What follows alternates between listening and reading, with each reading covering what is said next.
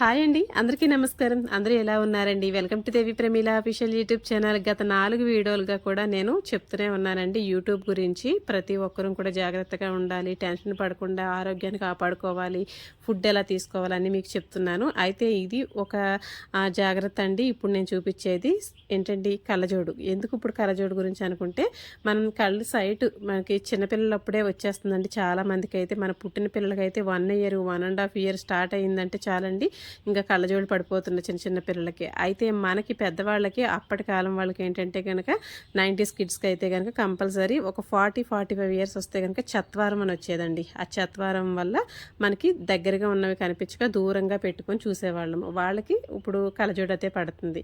కానీ మనకి ఏంటంటే ఈ యూట్యూబ్ ద్వారా ఎడిటింగ్ చేయడం, లేదంటే ఫోన్ ఎక్కువగా చూడటం వల్ల ఏంటంటే మనకి ఆ బ్లూ రేస్ అనే ఒక కిరణాలు అనేవి మనకి వచ్చి మనకి డైరెక్ట్గా కళ్ళ మీద పడటం వల్ల మనకి ఈ రకంగా తొందరగా సైట్ అనేది వచ్చేస్తుంది. కాబట్టి వీటి నుంచి మనం కాపాడుకోవడానికి చక్కగా మీ దగ్గరలో ఉన్న ఇలా కళ్ళజోడు షాప్కి వెళ్ళారనుకోండి, చక్కగా అక్కడ మనకి ఈ ఎడిటింగ్ ఎక్కువగా చేస్తాము, ఫోన్ ఎక్కువగా చూస్తాము, లేదంటే సిస్టమ్ ముందు ఎక్కువగా ఉంటాము అని అంటే కనుక వాళ్ళు దానికి సంబంధించిన ఈ బ్లూ రేస్ నుంచి కాపాడే మనకి ఈ స్పెట్స్ అనేవి ఇస్తారండి.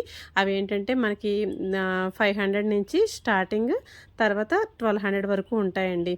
అయితే అవి తీసుకొని మనం పెట్టుకొని చక్కగా ఫోన్ మనం ఎంతసేపు చూసినా కూడా ఇబ్బంది ఉండదు. మనకి ఏంటంటే ఆ కళ్ళ సైట్ అనేది తొందరగా రాకుండా ఉంటుందండి. తర్వాత ఏంటంటే మనం ఎక్కువగా ఈ వీటిని క్లీన్ చేస్తాం కదండి, మనకి లిక్విడ్స్ కానీ లేదంటే ఒక పల్చటి మెత్తటి ఆ క్లాత్ని పెట్టి కూడా మనం క్లీన్ చేస్తాం. కాబట్టి ఆ క్లీన్ చేసే మిషన్లు కూడా వచ్చినాయి అంటండి నాకైతే. ఇంకా షాప్లోనే ఇలా చేసి ఇచ్చారు మా వారి కళ్ళజోడు ఇది. అయితే ఇది మనకి కొన్ని నిమిషాల పాటు అలా టైం సెట్ చేసుకొని చక్కగా ఇలాంటి మిషన్ ఒకటి పెట్టుకున్నామంటే అదే ఆటోమేటిక్గా మనకి స్పెట్స్ని నీట్గా క్లీన్ చేసేస్తుందండి. ఏదైనా బ్యాక్టీరియా ఉన్నా నీట్గా మరకలు కూడా నీట్గా క్లీన్ చేసేస్తుంది. మన తర్వాత తీసుకొని చక్కగా తుడుచుకొని పెట్టుకోవడమే. ఎక్కువ మందికి ఉపయోగపడుతుంది అనుకుంటున్నానండి. ఎందుకంటే ఈ మిషన్ మనకి ఇంట్లో ఒక ఎలా లేదన్నా ఇవాళ రేపు నలుగురికి ఎలాగో ఉంటుందండి కళ్ళజోడు. ఫోన్లు ఎలా ఉంటున్నాయో అలాగే ఫోన్లు తగ్గట్టుగా 4 కళ్ళజోడులు కూడా వచ్చేస్తున్నాయి అన్నమాట. అయితే అవి ఉన్నప్పుడు కొంచెం ఇలా చిన్న మిషన్ ఒకటి పెట్టుకుంటే బాగుంటుంది అనిపించింది నాకైతే.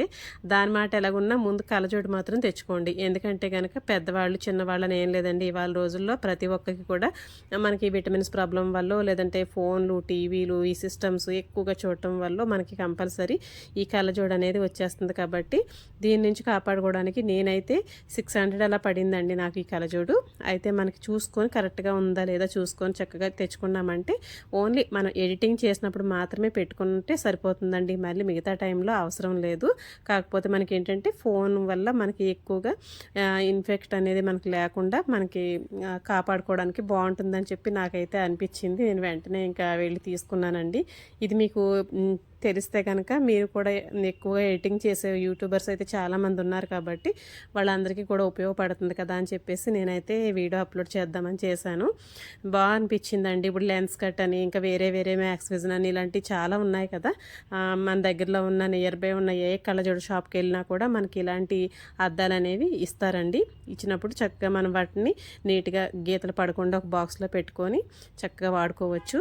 తర్వాత ఇంకోటి ఏంటంటే మనకి ఈ ఫ్రూట్స్ ద్వారా వచ్చే విటమిన్స్ కూడా చాలా ఉపయోగపడతాయండి. కళ్ళ సైడ్ నుంచే కాదు, ఎన్నో అనారోగ్యాల బారి నుంచి మనల్ని మనం కాపాడుకున్న వాళ్ళం అవుతాం. అయితే మనలో ఎంతమంది ఉన్నాను చెప్పండి, రోజుకు ఒక ఫ్రూట్ తింటే ఎక్కువ అన్నట్టు. ఏదైనా ఒక అరటిపండు తిన్నాము, ఒక యాపిల్ తిన్నామో, ఇవాళ ఫ్రూట్ తిన్నామో అని అనుకుంటాము. అసలు తిన్న వాళ్ళు కూడా ఉంటారండి, ఎప్పుడైనా ఒకసారి తిన్న వాళ్ళు ఉంటారు.